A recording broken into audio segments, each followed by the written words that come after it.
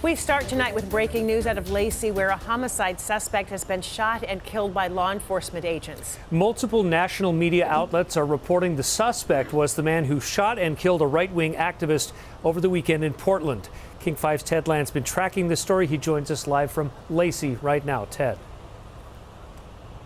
Well, Mark and Joyce, here's what we know. A law enforcement apprehension team, that's a team of several different agencies working with the U.S. Marshals, was here at this apartment complex in Thurston County this afternoon doing surveillance on a homicide suspect. They were watching this person all afternoon. Various agencies were here. They say at one point this evening around 7 o'clock, the suspect left an apartment and started walking out to a vehicle on the street nearby. The officers say they believe that suspect was armed. They say there was some kind of confrontation between that man and the law enforcement on team. And police tell us 4 members of that apprehension team fired on him. Witnesses here described hearing several gunshots.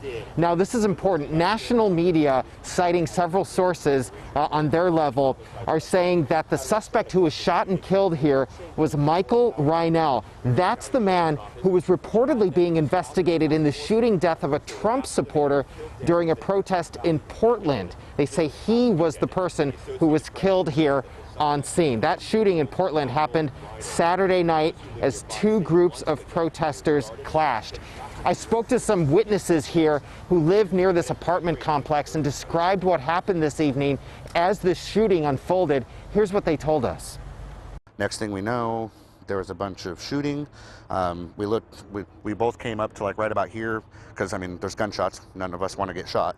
We looked, and I mean, from what we can see, there was a guy next to a white truck going backwards. Not sure if he had a gun or not, but I would assume so, because the cops were shooting towards him. And then after all the shooting stopped, we went through our house to figure out what was going on, and then that's when we seen the body on the ground. The Thurston County Sheriff's Office is investigating this officer-involved shooting. They are not identifying the suspect. They're only saying it's a man in his 40s who's wanted on homicide, for under investigation of homicide. And that does line up with that case down in Portland. We're expecting more information in the morning as detectives continue to gather evidence and do interviews here at the scene. They say they'll be here all night. There are several cars with gunshots in them. They've been interviewing neighbors, trying to learn more about what happened and just how this unfolded. Live in Thurston County, Ted Land, King 5 News.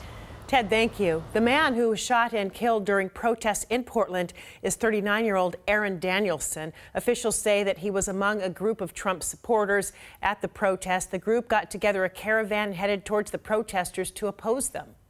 Jay's one of the nicest guys that you'll ever meet. Anyone that knows him, it doesn't matter if you're far left or whatever, you're conservative, no one would ever want to hurt this guy. He's one of the nicest guys I've seriously ever met in my entire life.